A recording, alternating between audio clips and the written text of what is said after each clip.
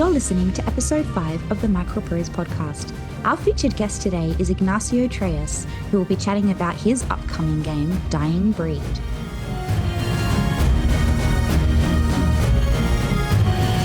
Hello and welcome back to the MicroProse podcast. I'm Dan Tozer. And I'm Nanci Nott. And today we are joined by a very special guest, Ignacio Trelles. Ignacio is the CEO and co-founder of Sarnayer Studio and the creator of upcoming RTS, Dying Breed. Dying Breed is a Lovecraftian speculative sci-fi retro RTS, complete with live-action cutscenes and a metal soundtrack. Ignacio, we're so excited to have you here. Hello. Let's start at the beginning. What can you tell us about Dying Breed? I think it is like classic base building RTS game. And some fans say it is horror RTS or even boomer RTS games. I don't know. Fans will say what the game is. The game has such a unique setup, which I love. The whole World War II dragging on till 1951, then nuclear devastation reshaping the world, and then decades later, a new power source. How did you imagine this alternate timeline? It is like inspired on some writer's books. The name is Philip K. Dick. And he's like a science fiction writer from some years ago that made a lot of novels. And you always have like clones or cyborgs or mutants and stuff like that, you know, some classic RTS game as Command & Conquer. Then Dying Breed was born. The name Substance D sounds ominous. Is there a hidden meaning or Easter egg behind it? No, it is inspired also by another book of Philip K. Dick. It's called A Scanner Darkly. There is a movie also. That is a great movie from a great director and with a great cast. It is also like in the Tiberium in Command & Conquer. And in Dying Breed, it comes from the center of the earth. So the good guys have like Tesla tech, free energy, inalambric energy, stuff like that. And the evil ones is like clones and monsters and pretty weird stuff all put together, and it is Dying Breed. The alternative history of Dying Breed's game world has a backstory populated by fictionalized versions of historical figures, including my favorite, Nikola Tesla. And I love that you've incorporated the wireless energy and all of that stuff into your story world too. The villain Ubik and the Empire Ascending Order are a fascinating mix of cult, military state, sci-fi horror type stuff. Were they inspired by any real world movements or figures, or are they also inspired by your love for science fiction?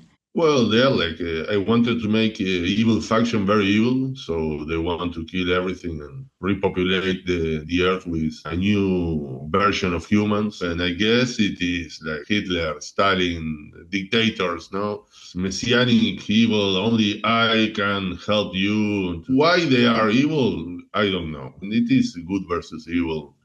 On the flip side, the Westworld Alliance are a coalition of democracies. How did you balance making them the good guys without making them too perfect? And did you draw more from history or imagination? The good guys is like the Second World War ends in 1951, world peace comes, and yes, it's like democracy to city-states, you know, and people don't want more war. Then these minerals start emerging from the underground, and then out of the blue, the evil leader, Ubik, start cloning an army and start invading. So the good guys have to grab all the old weapons from the Second World War and have to fight these things before it takes the planet. And it's the good versus evil. The good want to stop the evil, and the evil want to have everything. In Dying Breed, players get to choose between the Westworld Alliance and the Empire Ascending Order. Do you want that choice to feel like a clear good versus evil decision, or something more morally complex? The mission of the good faction are actually more like a solo mission or a lot of mission when you don't have a base to construct. And the mission with the bad guys is destroy everything that is in your way. And the bad guys has lots of mutants, grotesque units, stuff like that. And the good guys are only like a regular army, you know. The mission designs are very different, I guess. So there is a bit of difference between them. But in the end, you play one or the other campaign, or you play both. You can play in any order you want to. Fun to decide which one they like the most. Fake news, infiltration, and psychological manipulation are core to Ubix strategy. Was this consciously influenced by modern day disinformation? No, I think they did show that in Command & Conquer, original Command & Conquer. It was also like that.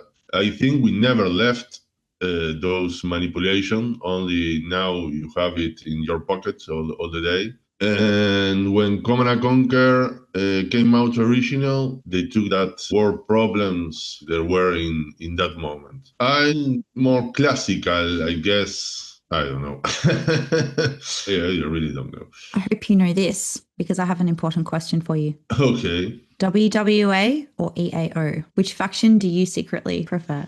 And which one I prefer? I always prefer to play with the good faction, always. But I guess in general, people prefer to play with evil faction. I always play with the good guys. To be honest, from what you've said, it sounds like the evil faction's a little bit overpowered because if they're not using the old 1940s war machines and they've got all these mutants and clones, I kind of feel like you've got a better chance if you're evil. Yes. You're evil, you have more power, yeah. When you were growing up, what games did you play, and how did those early experiences shape your styles as a developer? Well, I always played 2.5D games, RTS game mostly, and my first games were all RTS, Red Alert, Total Annihilation, then I jumped into Age of Empires, a lot of Diablo, Warcraft 3. It were always the same perspective, all of them in 2D, or the fake 3D, as they call it. And I play always the same game. And when I was able to make a game, I wanted beautiful art, colors, something like that attracted me. And it's always the same game, you know, it's like the new generation that has been playing Fortnite for 10 years. Maybe they only play Fortnite. Well, I only played the RTS game from the last part of the 90s era. I think there's a lot to be said for sticking with what you like. And I just really love that you grew up playing MicroProse games and now your game is being published by MicroProse. What does that feel like? Oh, it was like heaven. Like some pretty music was out of the blue. I remember talking with a friend who was telling me, oh, I talked with some guy from MicroProse. And it was like, oh, you're so lucky. I will never have the chance to be with MicroProse. And then David, the CEO of MicroProse, sent me a message via Twitter. And I write to him some days after. It was like, okay, do you want to get published by MicroProse? It was like, yes, okay. I couldn't even believe it.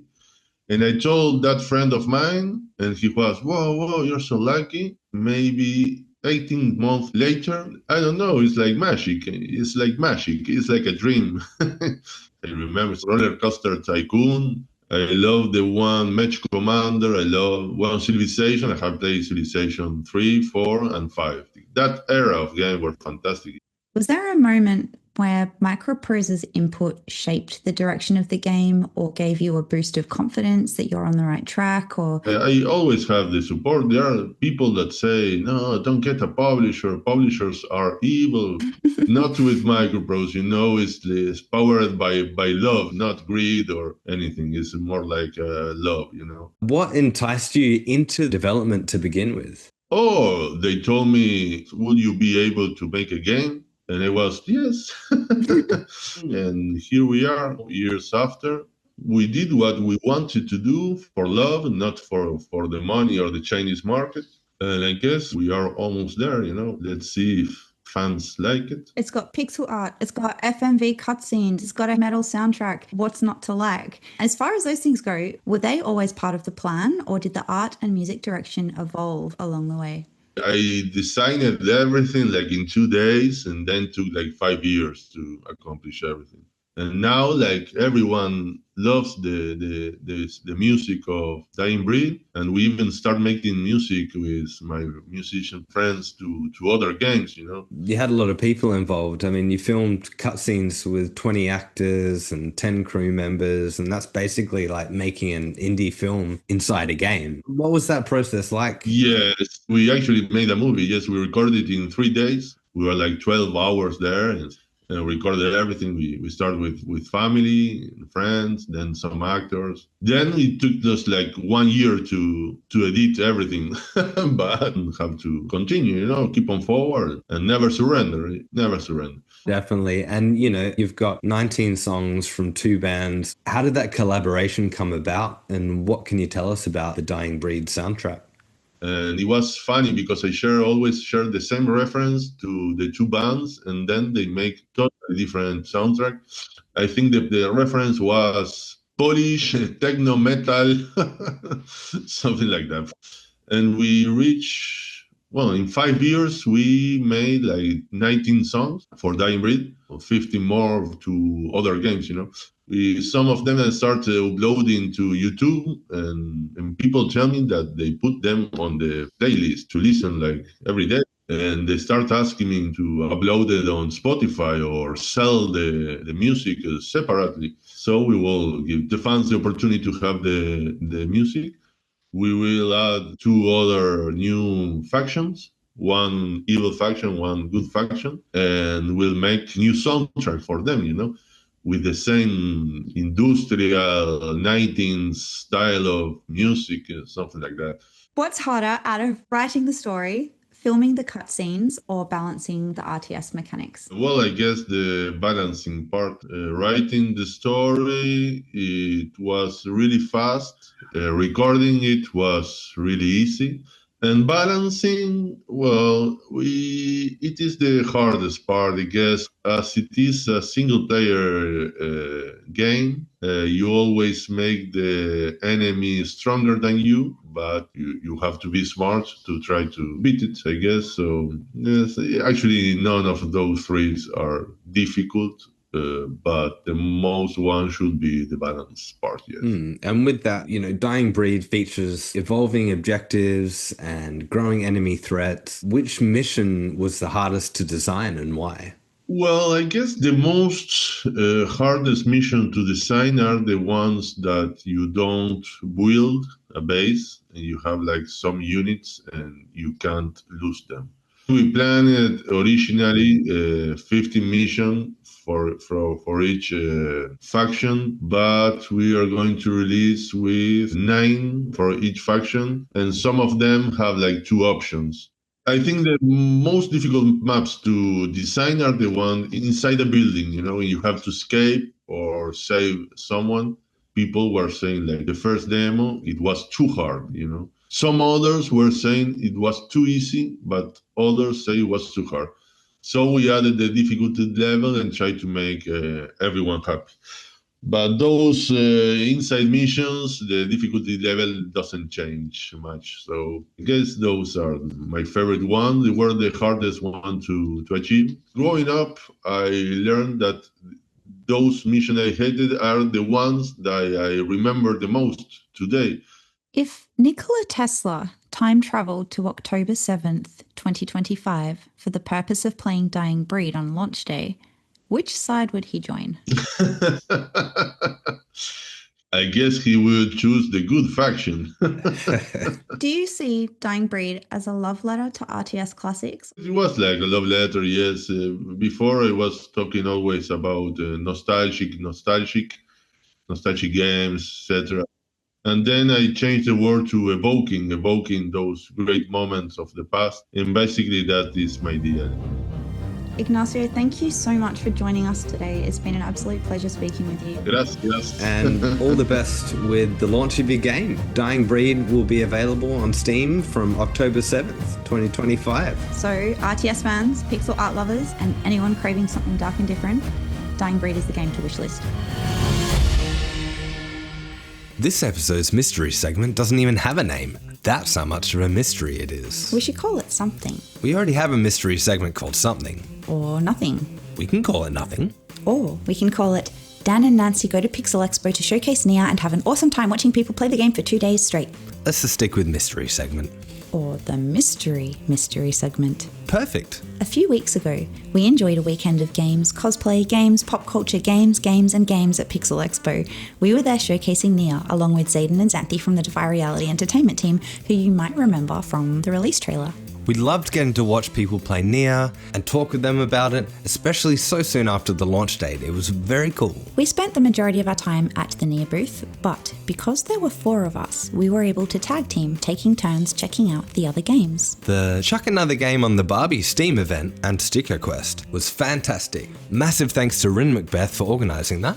Screen West generously provided a rebate to help drop the cost of Pixel Expo developer spaces, which was a huge support for the 70-ish developers showcasing their games. We were lucky enough to have a chat with some of these devs, which we are about to share with you. To avoid confusion, we have to emphasise the fact that none of the following interviewees are affiliated with MicroProse in any way. These interviewees are indie devs from Perth who we chatted with on our Nia booth breaks. Huge thanks to everyone who shared their time with us and let us play their games.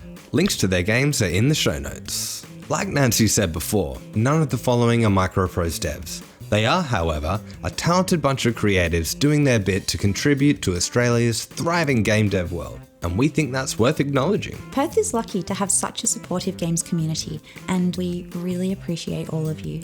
Thanks for being awesome, thanks for sharing your stories, and thank you for everyone's enthusiastic support of Nia, both at Pixel Expo and out in the real world. Without further ado, here are the interviews. Hey, I'm Caitlin Lomax from Inter Studio. We're here with Potions Please. It's our cozy fantasy potion shop simulator, but it's not your normal cozy sim. You've inherited your potion shop because your aunt Marigold, her resurrection potion has failed and she is buried in the backyard. So now you have to learn alchemy to learn how to make your resurrection potion and bring her back. It's really cool because like the way that you decide which potions to sell and stuff, you have to interact with the characters in the world, but everything that you sell influences the world as well. This Pixel Expo has been really special because we actually have one of our devs from Sydney is over with us as well. We've only been developing this for 2 months, so just like the reaction and love that we've had from people coming to play has been like really heartwarming. I love it. Don't forget to give us a wish list.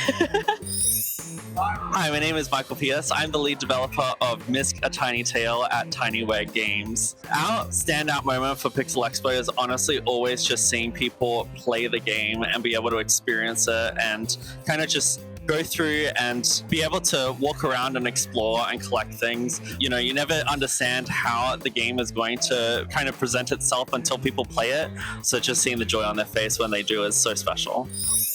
Hey guys, my name's Lee from Studio Craze, an indie studio here in Western Australia, and I've just announced my new game, Video Nights, which you can wishlist on Steam now. I also have my other game here that came out last year called Courier Tale. It's on a 1-year anniversary, 50% off sale right now, and you can also download a demo. This is the first time being able to check out the game Video Nights, which is about a video store set in 1999, and you basically talk to customers, learn about their personalities, and then recommend videos from the staff picks shelf. The demo is being played for the first time here at Pixel Expo, and it's been amazing to see people reacting to the game. They seem to like the art style, they like the concept of the game, they like the characters and that, and yeah, so it's been a great experience to finally see some people playing this game after working on it the past year, and hopefully the demo will be up on Steam in the future and in the game later on in the future as well.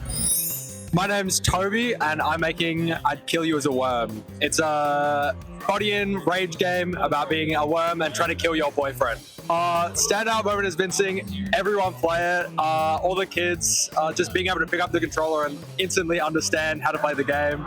And also seeing where everyone gives up on the game has been very funny, normally after a big fall. But yeah, it's just been amazing seeing people play it. My name's Camille, I'm from Wayward Astronaut, and this is my game, These Starless Skies. It's a sci-fi narrative adventure game following a team of planetary scientists who end up stranded on a planet that starts to manifest all of their inner demons and their inner fears, and they've got to overcome that to survive. It's played episodically, so you get to play from the perspective of each of them, and it also comes with flashbacks showing how they came to be that way. It's a point-and-click adventure, so simplistic gameplay, and 2.5D, so a mix between pixel art and 3D. I'm down here at Pixel Expo. It's been an amazing weekend. I've had a lot of bugs, but also really good feedback and really good play testing. So it's been amazing, and I'd love to hear. Thank you for having me. Hi, my name is Jane Fiona, and I'm the game director of Don't Stop Girly Pop here at Funny 15 Softworks. Stand-up Pixel Expo moments. Probably the lack of bugs in the game. That makes me feel good. Hi, I'm Walid. I'm one of the devs on Lunars, a party game similar to Mario Party meets Party Animals. We're looking at releasing later this year. Hopefully we'll see you in the game. We're really honored to be part of Pixel Expo. It's been a blast. Just meeting everyone, people playing the game, people discovering the game, people of all ages getting together. I think that was our favorite part of just being here. And we're grateful for the opportunity. Thank you. G'day guys, I'm Alex here from Gadget Games at Pixel Expo in front of my booth for Malevolent, which is an open world RPG. You're set in 1800s Arizona. You play as a Secret Service agent sent to the town of Gunside to uncover a mystery. A trade invoice disappeared. No one knows what's happened. Telegraphs sent to the town have not received a reply. It's up to you to uncover what is happening. We just launched it on Steam on Friday, and this weekend at Pixel Expo has been amazing, seeing all of the reactions, seeing people getting hands-on with it, and honestly just seeing the quality of amazing devs from here in WA and elsewhere in Australia exhibiting this weekend. It's been pretty awesome. So yeah, definitely check as many out as you can. Hi, I'm Amy Doherty. I'm here with Ghost Cam. It's a VR and PC game where you search for ghosts to catch with your camera. You find out what happens if a ghost catches you, and your camera can see supernatural elements that your eyes cannot.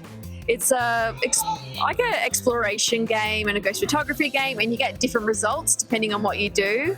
And it can be quite dreamlike at times and a bit surreal, which is really fun to develop. My highlight of Pixel Expo so far has just been when people play the game, what they react to. One player we had, she was getting scared even at the menu, which was really fun. And another player was just chucking boxes everywhere. And whenever there's a kid, they really love to take as many photos as they can really quickly, just really spamming the photos. Hey, I'm Uncle Sleepy. Squids. And we're Studio Bjoy. We're here with Bjoy's simulation god game thing. And we're at Pixel Expo. It's been great. I had a great time, met a lot of good developers. How about you?